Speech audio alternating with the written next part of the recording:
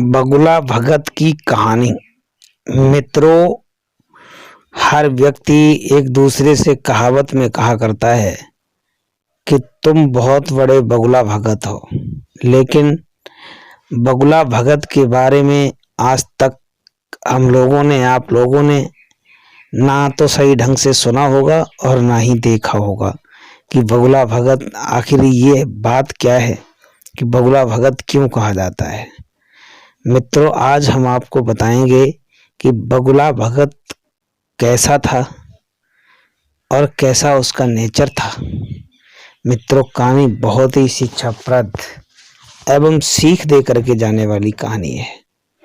मित्रों, ये कहानी जीवन में बहुत सीख देगी, बहुत काम आएगी।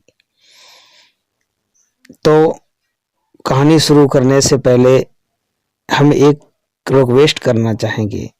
हमारे चैनल भक्ति से भगवान तक में एक बार आपका पुनः स्वागत है, वंदन व अभिनंदन स्वागत है। अगर आप हमारे चैनल पर नए दर्शक मेहमान बनकर के आए हैं तो कृपया हमारे चैनल को सब्सक्राइब कर लें और साथ में बेल आइकन जरूर दबाएं। मेरे प्रिय भक्तों, प्रिय दर्शकों, हमें उम्मीद नहीं बल्कि पूर्ण विश्वास है कि आप हमारे चैनल को अवश्य सब्सक्राइब करेंगे। आइए अधिक विलंब न करते हुए कहानी की तरफ लेकर के चलते हैं। एक वन प्रदेश में एक बहुत बड़ा तालाब था। हर प्रकार के जीवों के लिए उसमें भोजन सामग्री होने के कारण वहां नाना प्रकार के जीव, पक्षी, मछलियां, कछुए और केकड़े आदि वास करते थे।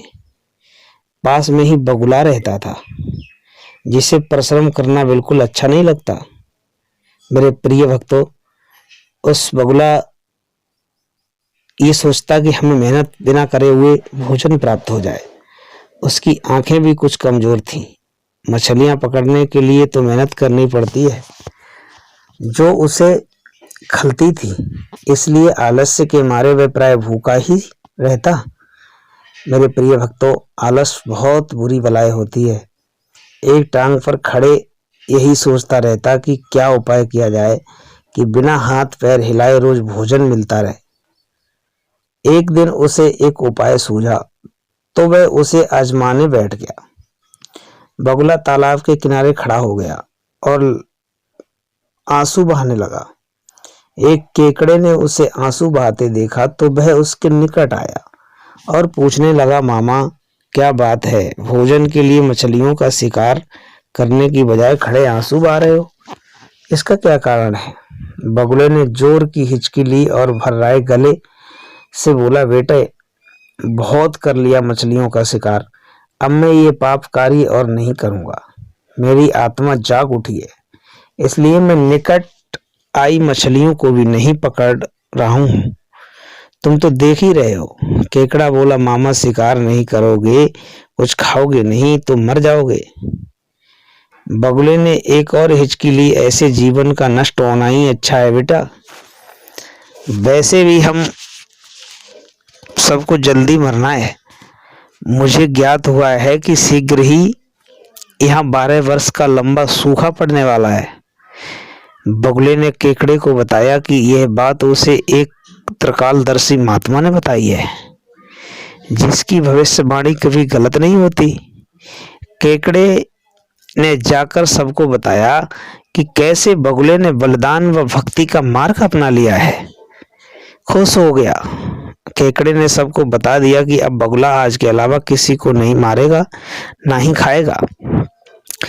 सूखा पड़ने वाला है। जाकर के सब जीव जंतुओं को बताया। उस तालाब के सारे जीव, मछलियां, कछुए, बतखें, सारस आदि दौड़े दौड़े बगुले के पास आए और बोले, भगत मामा, अब तुम ही कोई बचाव का रास्ता बताओ, अपनी अक्ल लड़ाओ। तुम तो महाज्ञानी बन ही गए हो कि हम सब कैसे बचें। बगुले ने कुछ सोचकर बताया कि वहां से कुछ कोस दूर एक जलाशय है, जिसमें पहाड़ी झरना बहकर गिरता रहता है। वह कभी नहीं सूखता है। यदि जलाशय के सब जीव वहां चले जाएं तो बचाव हो सकता है। मेरे प्रिय दर्शकों, जब ये बताया बगुले ने कि उस जलाशय में सूखा नहीं पड़ता है, झरने का पानी गिरता है, सब लोग वहां चले जाओ। मरने से बच जाओगे। अब समस्या यह थी कि वहां तक जाया कैसे जाए। बगुला भगत ने यह समस्या भी सुलझा दी। मैं तुम्हें एक एक करके अपनी पीठ पर बिठाकर वहां तक पहुंचाऊंगा, क्योंकि अब मेरा सारा शेष जीवन दूसरों की सेवा करने में गुजरेगा। उसी दिन से उसका नाम पड़ गया बगुला भगत।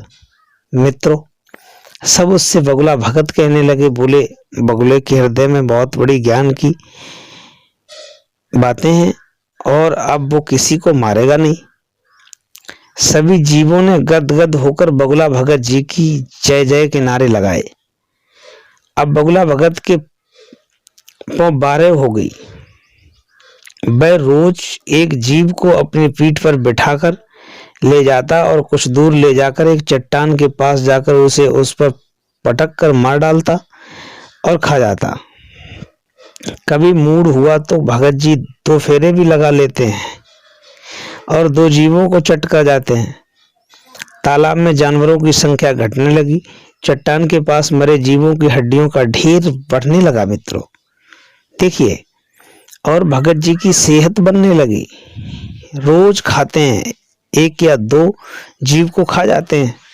शरीर तंदुरुस्त होने लगा। खा खा कर वह खूब मोटे हो गए। मुख पर लाली आ गई और पंख चर्बी के तेज से चमकने लगे। उन्हें देखकर दूसरे जीव कहते, देखो दूसरों की सेवा का फल और पुण्य भगत जी के शरीर को लग गया है। नहीं मालूम है कि ये क्या करिश्मा है। बगुला भगत मन ही मन खूब हंसता। वह सोचता कि देखो दुनिया में कैसे कैसे मूर्ख जीव पड़े हैं जो सबका विश्वास कर लेते हैं। ऐसे मूर्खों की दुनिया में थोड़ी चालाकी से काम लिया जाए तो मजे ही मजे हैं। बिना हाथ पैर हिलाए खूब दावत उड़ाई जा सकती है। मेरे प्रिय भक्तों, संसार से मूर्ख प्राणी कम करने का मौका मिलता है।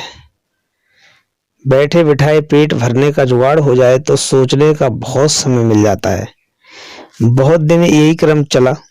एक दिन केकड़े ने बगुले से कहा, मामा तुमने सारे जानवर यहाँ से वहां पहुंचा दिए, लेकिन मेरी बारी अभी तक नहीं आई। भगत जी बोले, बेटा आज तेरा ही नंबर लगाते हैं।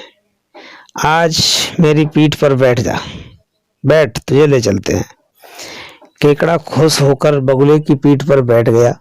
जब वह चट्टान के निकट पहुंचा तो वह हड्डियों का पहाड़ देखकर केकड़े का माथा टनका। वह हकलाया, ये हड्डियों का ढेर कैसा है? वह जला से कितनी दूर है मामा? बगुला भगत ठा ठा करके खुश हंसा और बोला, मूर्ख वहां कोई जलाशय नहीं है। मैं एक को पीठ पर बिठाकर यहाँ लाकर खाता रहता हूँ। आज तू मरेगा। केकड़ा सारी बात समझ गया। वह सिर उठाकर, परंतु उसने हिम्मत नहीं हारी और तुरंत अपने जंबूर जैसे पंजों को आगे बढ़कर उसने दुष्ट बगुले की गर्दन दबा ली और तब तक दबाए रखी जब तक उसके प्राण पखेरु न उड़ गए।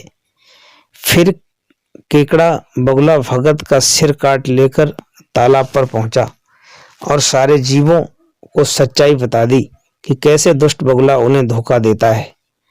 सीख इस कहानी की वो सीख है मित्रों, दूसरों की बातों पर आंखें मूंद कर विश्वास नहीं करना चाहिए। संपादित करें, मुसीबत में धीरज बुद्धिमानी से कार्य करना चाहिए। हर व्यक्ति को जल्दबाजी नहीं करनी चाहिए। विश्वास करने पे बगुला की बात पर पता नहीं कितने जीव मर गए।